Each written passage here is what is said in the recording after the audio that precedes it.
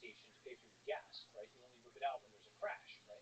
That's what quote health insurance should be.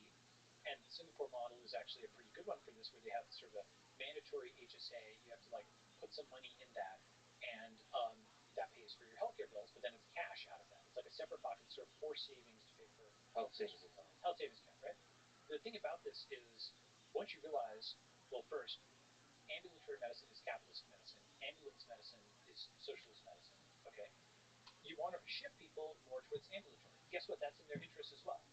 Now that brings us back to the monitoring, right? The continuous monitoring, where whether eventually it's Mike Snyder's Interrome, the V1 is the quantified self and the Apple Watch and the continuous glucose meters, and the VN is the Mike Snyder Interrome. There's the site called Q.bio, which is doing this also, right? Eventually this stuff will just be in a device. Just measures tons and tons of variables on it, right? There's ways of measuring some of these metabolites, without breaking the skin. So it's like it's not, you don't have to keep breaking the skin over and over. There's various ways of doing that. So now something where you've got the monitor, you've got the alerts, and just like this Larry Smarr guy that I mentioned, the Measure Man, you might be able to shift. This also is medical system is set up in a bad way, where the primary care physician is the one who is not the top of their class. The surgeons and the radiologists, once your stuff is already broken, okay, there's like post-break stage. You want Doogie Howser MD is at the upstream stage, okay? So you want this amazing doctor. I mentioned app that doesn't exist, which is like a better version of the 3500, and the FDA is actively quashed. Why can't you just take an image of a mole or something like that? With the incredible cameras we have, a huge amount of medical imaging, and it goes to doctors, whether it's in the US or the Philippines or India. Radiology exists. Why can you not do that for everything else? You should be able to literally just hold the thing up, AI and MDs, just diagnose. That should exist, right? Answer is, there's a combination of prevent this or slow this, and argument is, the AI is better than a human because it's not deployed yet, therefore it could make an error, therefore it's bad, even if it's better than 99% of doctors, 99%. Another argument is to design control, okay? Imagine the most frozen process for code deployment in any company ever, and that is the most nimble thing ever relative to FDA design. So, just a review. A, talked about how FDA was blocked. B, medicine, ambulance, the diagnostic stuff, we can shift it over to ambulatory. D, talked about how there's lots of things where you could have a combination of doctor and AI in an app that you kind of quickly self-diagnose. Some of this is happening now. Some of the telemedicine laws were relaxed. A doctor from Wyoming can prescribe for somebody in Minnesota. Like some of that stuff was relaxed during COVID. Okay. There's other broken things about this, and I'll just name two more and then kind of move on. Okay. I mentioned like AMA and CBT. Okay. Was it the regulatory bodies? Okay. Basically, Marx's labor theory of value, where people are supposed to be paid on their effort, right? Of course, the issue with this is that you'd be paying a physicist to, they'd be trying, but they wouldn't actually probably be able to do it. They'd be trying real hard, whereas you actually want to pay people on the basis of results, right? Cheaply attained results are actually better than expensively attained non-results. Perhaps obvious, okay? Nevertheless, the way that the U.S. medical system has payouts is based on so-called RVUs, relative value units.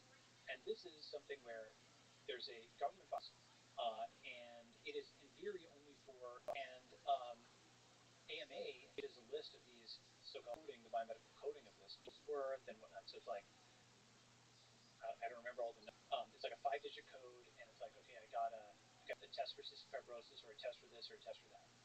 God help you if your medical billing is erroneous. Why? The insurance company will reject it because it doesn't pay for that. This is this giant process of trying to encode, every possible ailment and condition into these CPT codes, and you can literally get degrees in medical billing just for this. Okay, this is enormous, inefficient industry. Okay, like literally, medical billing is a whole field. Okay. Now, what do you want to do when you grow up? Or what? Everybody, part of what happens is you give a treatment when a doctor gives it to a patient. They can't like repo the treatment. Okay, like a car, you sell a car, you can in theory repo the car. So the patient has a treatment. Now, what happens? Well, the insurance company, that treatment is perhaps provided. Look, it's a lab test provided by a company, right? The company bills the patient. The company is supposed to charge a high price. Why? The insurance company wants to try to collect from the patient. The patient is scared. Oh my God, they see this huge price. They they sometimes don't pay. Sometimes the insurance company doesn't pay either. And when a company is stiffed by an insurance company, when a diagnostic company is stiffed by an insurance company, it has to jack up the price on everybody else, right?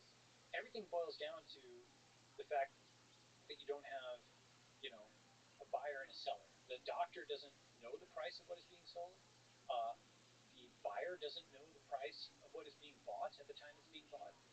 Neither party can really even set a free price because there's this RVU system that hovers above. The buyer feels they've already bought it because they bought insurance. The insurance company doesn't want to pay for it. Everybody is trying to like push the price onto somebody else, and not obviously lawsuits, mad about everything. It's held, people are dying. Okay, so everything is just optimized for optics, for minimizing side effect optics, rather, right? You might call a drug that only cures 1,000 people but doesn't have any side effects versus one that has 10 really serious side effects a year, right? And the second one would probably not happen because those side effects would be so big. Okay. How do you attack this? I name a few examples, but I actually think the reform is going to come in part from outside the system. In particular, India is coming online. Okay. Why is that important? Well, you may have encountered an Indian doctor recently. Okay, maybe an Indian programmer, one or two. All right. And I do think telemedicine could explode, right? Where you could have an Indian doctor, um, in India, and there's a U.S. doctor, okay, who's like a dispatcher. You see what I'm saying? Yeah. They've got all these other Indian doctors behind them. They've got a telemedical app, and you are now headed by the American doctor or the doctor in the jurisdiction you're licensed, become the back-end doctors of the world. To some extent, it's already there with teleradiology and other kinds of things, right? But now that you've got literally like 1 billion Indians who just come online, okay, you have this huge pool of folks who have a different attitude towards medicine. For example, it's a lot more payment will be there. For example, India is big on generic drugs. For example, during COVID, it had something called Arogya Setu, which is a national telemedicine app. The U.S. wasn't able to ship that. So by Tiger Federal infrastructure is surprisingly good. It's not as good as .gov and like non-existent. It's like kind of impressive how good some of India's software is. The fact all these new doctors, India cranks out generics, right? Telemedicine is now more legal in the U.S. And you have cash payment. You have the whole insurance employer health thing. It's quite a hack, right? Which is, and people are already doing some medical tourism. I think that's another exit from the FDA. You have a parallel market that starts evolving. That just starts with fundamentally different premises. Just cash for everything, right? There's downsides with cash for everything. There's a huge upside with cash for everything. Cash for everything means you get customer service from the doctor. It means the prices are actually visible. It ideally pushes you, again, towards more ambulatory medicine rather than ambulance medicine. It is monitoring, constant monitoring with quantified self and whatnot, as opposed to just let your system fail and then wheel you in, right? There's a reputational bridge because now we've had a couple of generations almost of Indian doctors in the U.S. So people know that there's some very competent Indian doctors. They're a good chunk of AMA, and so they can sort of lobby for this. And you have plenty of Indian engineers. Now, I'm not saying India alone is a panacea, but I do think that this is a large enough parallel market to start doing interesting things. And you could see sort of medical tourism, medical migration to where it gives India an opportunity, because and innovate aggressively, and I mean it's just such a huge opportunity to define the future of medicine and make a shit ton of money from a market that's desperate for it. That's right, and I think basically the reason it needs, and that would fix the FDA. Sorry to interrupt. Yes, we fix the FDA by exiting the FDA, right? And then the FDA would dry out, and then it would hopefully. It might reform. It might dry out, right? And this is, why people are, for example, they're traveling across borders. They're getting orders from Canadian pharmacies. A lot of this type of stuff, we can start to build alternatives, right? I mean, India's generic industry is really important because it just doesn't enforce American IP there. So generic drugs are cheaper, right? And it's quite common. It's been around for a while. So there's enough proof points there where, again, I'm not saying a panacea. It's going to be something, which will require like American and Indian collaboration. I think there's going to be a lot of other countries and so on that are involved. But you can start to see another pole getting set up, which is a confident enough civilization that is willing to take another regulatory path. Is doing better on national software than the US. It can be that simulation which you need, which is that outside code, right? Wrap up on this big FDA biomedical kind of thing, right? With the purpose of the network state, I want people to be able to build different kinds of network states. I want people to build, if they want to do the Bendic option, like a Christian network state. If like you needed to start a new currency, Bitcoin, it was easier to do that than reform the Fed. I think it's easier to start from the FDA, and so I want to do it to, in particular, get to longevity, right? Meaning longevity. So even into it is, currency to medicine. It inverted. Okay, so at first, crypto shards and the ban. Satoshi did is he took fundamental, for example, view. Hyperinflation is bad, but deflation is also bad. So, right, in the traditional macroeconomic worldview, traditional transaction need and so on and so forth, right? Satoshi inverted all of those things. Okay, obviously, the big one is hyperinflation was bad, but he also thought mild inflation was bad and deflation was good. Fundamental shift. Okay, yes, over now a system you can room dash off higher chain or send system administration access at time to currency, right, to be sovereign. Like the assumption is every transaction is by default, or it's visible only to the state. In Bitcoin, things like this where he just inverted fundamental premises. People have seen those graphs over time, and you've seen that. Whereas, and most is losing any value. The most highbrow way of defending it is the U.S. dollar for stability, long-term depreciation, and Bitcoin makes the opposite trade-off. In theory, at least, long-term appreciation at the expense of short-term price instability. And so on. Basically, stability is tried to be long-term depreciation. You need like a reserve of assets to keep, stabilizing the dollar against various things. So, it look like the existing medical system assumes that a quick death is also that living forever is either unrealistic or impossible or something like that. Okay. Extension and David Sinclair, what they call rejects that the way to defeat the aging. Aging is a biomedical process, and we have results that are showing stopping aging in some ways. And so now, just like with the other thing, you say a quick death is bad. So we have a projection of good. Well, Bitcoin says actually no inflation, just get more valuable over time. And crypto medicine says actually let's things where you start actually thinking about, all right, how do I take control of my own health with the decentralization of medicine? All the stuff that I've been describing, longevity as crypto is to traditional currency. If we take those assumptions separately, so we take cryptocurrency aside, is that to you obvious that letting go of longevity obviously good versus, for example, the devil's advocate to that would be what we want is to keep death and maximize the quality, so that you're right. Who was listening to apology just hours ago, you were saying this gerontocracy runs the U.S. and they're all old and they don't get it, blah blah blah. Now you're talking about making people live for years. So on four topics, all the topics we covered and the bottom. Right? Would you say so long as you have a frontier, okay, for someone to live long, okay, so long as people want, if you do, what have you, probably going to need to have, like just to survive a long flight, so to speak. Like you're going to need to have like a pint or so kind of thing. I know that seems like it's the kind of thing which sounds like okay, yeah, on the moon we're going to need shovels. It's a vector of our civilization. Where are we going? Well, I actually do some /translation, degrowth, etc., and escaping the prime number base. It's like, to me, it's obvious that we're going to, if we're to survive, expand out, and it's obvious anyone which is currently that didn't think of this future, didn't anticipate this future, work towards this future, as a lot of them didn't get it. It would become obvious. Right now, it's impossible.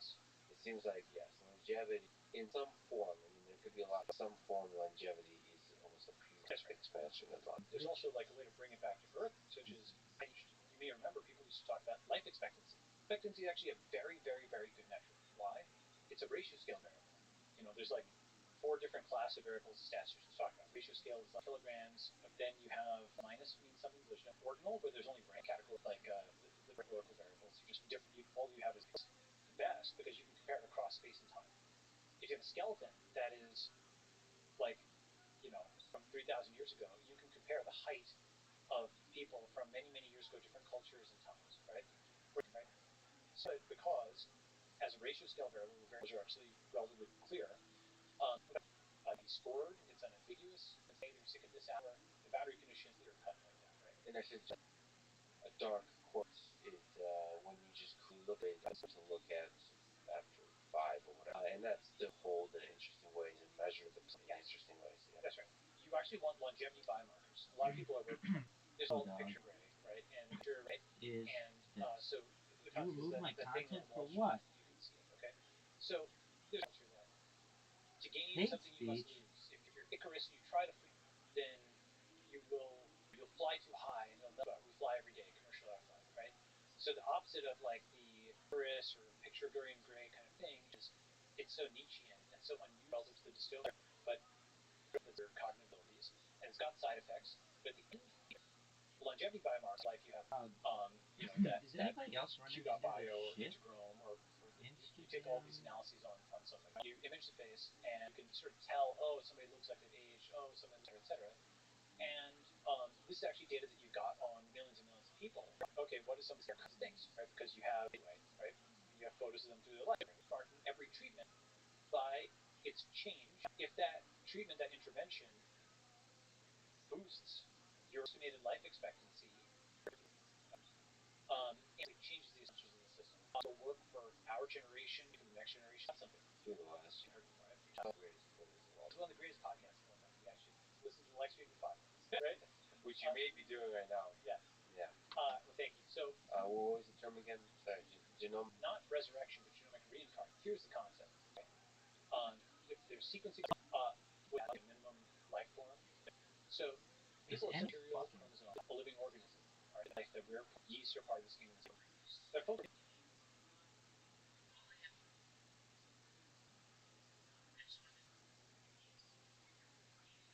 Problem on iOS. The worst is everyone hates you. Your platform.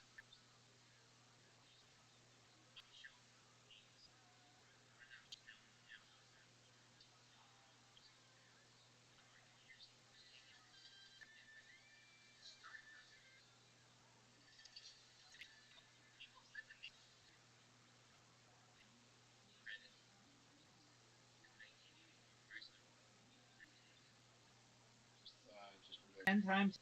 Okay, I'm ready for that. give me. Time you need. I'm happy that. That's what I was. Me on this one. I mean, and it's just.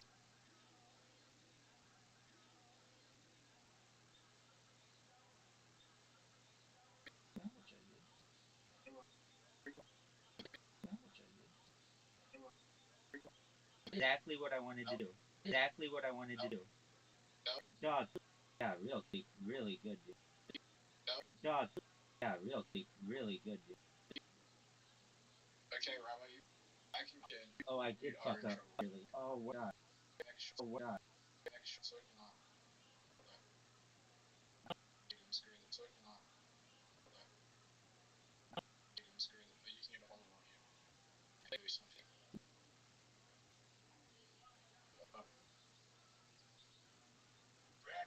What up, Pim? How you? I'm fried. Not a figure serious. I bought them. Stream my life 20 hours a week anymore. My life 1.5 years. Literally watch my life. We're done. Come on. If you're one more read our mini golf that you joined, what I did to go. Hey, Sophia, how are you? Cool. Oh, The creators uses you might blink. how you show. Down. Yay. All right, that was it. So just close it.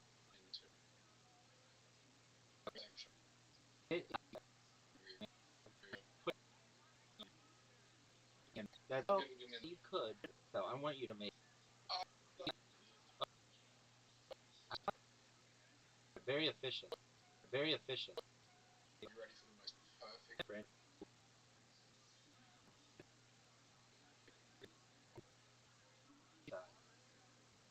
Oh no! That's going to be. Trick. Oh, that's a good one. You go. Just really. Yeah, I would go. God, that's you. Fish.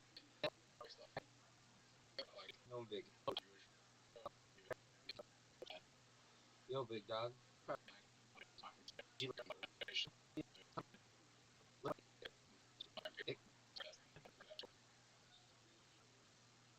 Yo, the head into us. Oh, yo, the head into us. Oh, Billy, Billy. Is that the one? Yeah.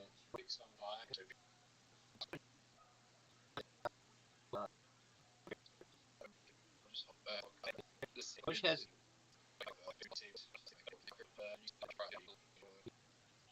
your mind?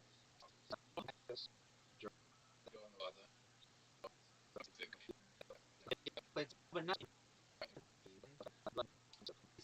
I